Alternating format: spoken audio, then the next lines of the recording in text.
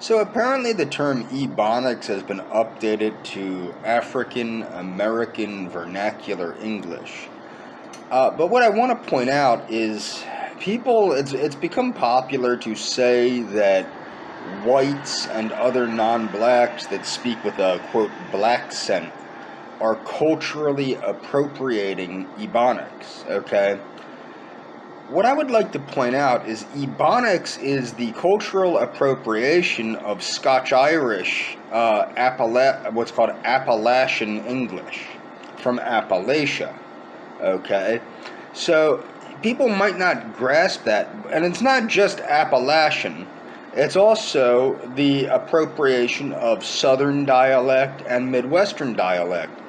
I know this to be a fact because both of my paternal grandparents, now my grandmother came from Virginia, and she took great rigors. She took great care to take elocution lessons to cover up her southern accent because she thought it sounded stupid. Okay, my grandfather not so much, but my grandfather was from Missouri. Now, the Missourians and the Virginians and other Southerners and people from the Midwest have a similar vernacular, okay? Now, people don't grasp this, okay? You could call it a rural accent almost, a rural American accent. The difference is Ebonics is spoken in the inner cities and things like that, but for a lot of it, and I'm going to give examples in the description, very similar to, like for example, the Southern dialect and the Midwestern dialect, there's not too many what I would call made-up words, but when you get to Appalachian English or Louisianan Creole, you start seeing similarities to to these languages and its cultural appropriation of English. It's cultural appropriation of Anglo-American English. Now, you might be saying, why isn't Anglo-American a cultural appropriation of what's called British English? Well, the reason why is because American English comes from the descendants of the Anglo-Saxons and the British from Britain, okay? There is German, which I think is why it's more direct, but the fact of the matter is the creators of American English were the descendants of the people that originated the mother tongue. It's an evolution of the mother tongue that evolved outside of Great Britain, but it's still created by the descendants of the mother tongue. They are not culturally appropriating what is essentially an evolution of the meme of British English, or English in general. There's also Canadian English, okay? Now, my point, and Canadian English is not an appropriation either, but Ebonics is so clearly a cultural appropriation of American English that it's not even funny, okay? And the thing is, even Wikipedia considers Ebonics to be, or African American Vernacular English, to be an Indo-European language. It comes from the Indo-European language family. It does not come from any of the African language families or the Arab language families or any of that. It is an Indo-European language, flat out. Now, the NAEA National Education Association has been spending a lot of time trying to normalize cultural Marxist ideas like gay pride and let's all get along nonsense and critical race theory. In fact, that's their number one priority, apparently. But the fact of the matter is, I long ago, now anybody that's traveled this country, I've traveled pretty much everywhere besides the far northeast. Well, no, I guess I have, because I've been to Canada once, and I've been to northern New York and stuff once. I don't care for it. I haven't really been to New England or anything like that, but I think I've been through New England, parts of New England.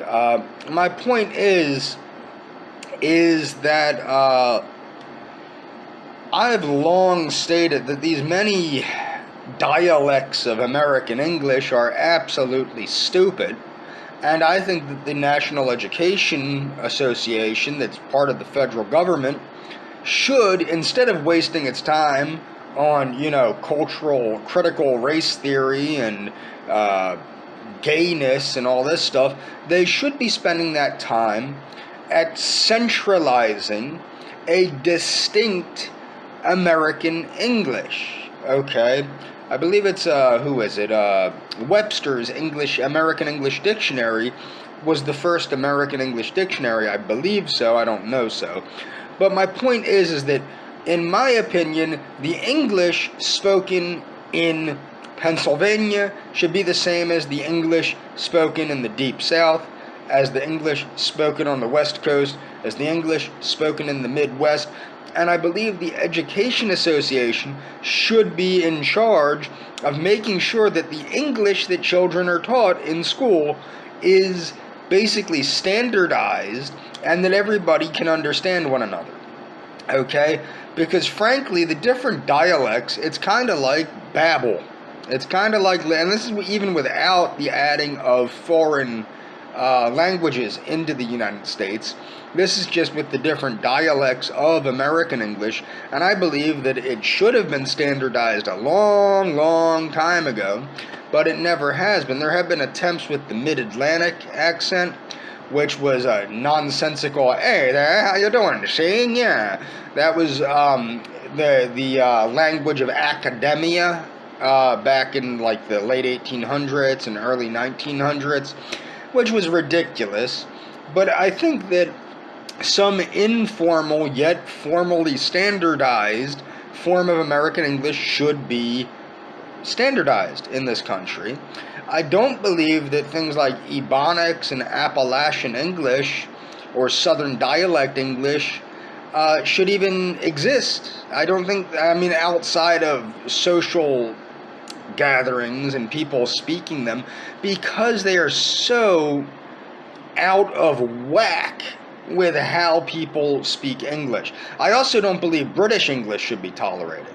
I think British English is one of the silliest forms of English. I think it's ridiculous. Like they'll refer to things that they have words for. Like, okay, for example, a diaper is still a diaper in England, but they choose to call it a nappy. Okay? This is not acceptable. It's not acceptable to have a language that is predominantly slang, which is what British English is.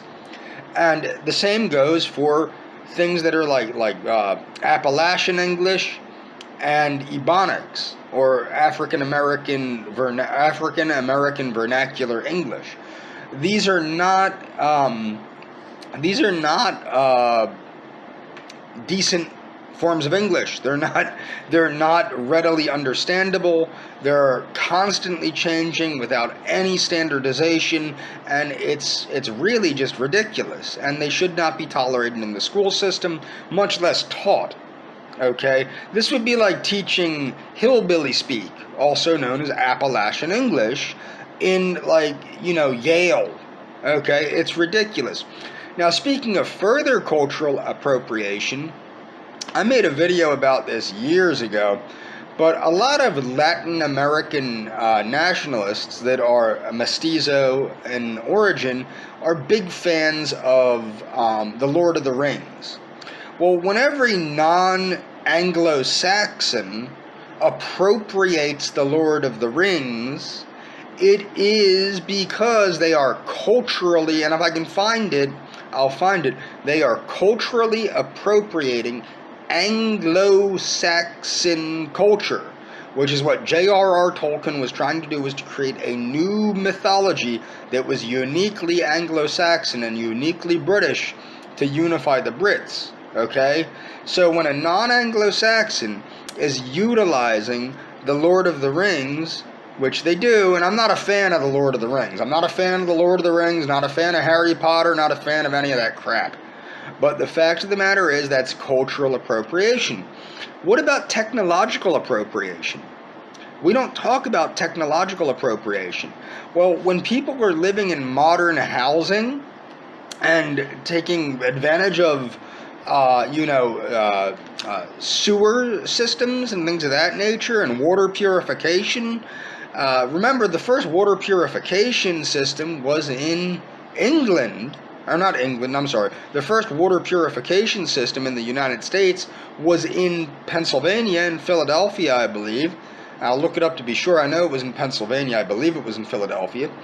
But my point is that this water purification process, which is, this is technological appropriation by all not. So when you're turning on that tap and enjoying clean water, that's technological appropriation. When you're living in modern housing with electricity, that's technological appropriation.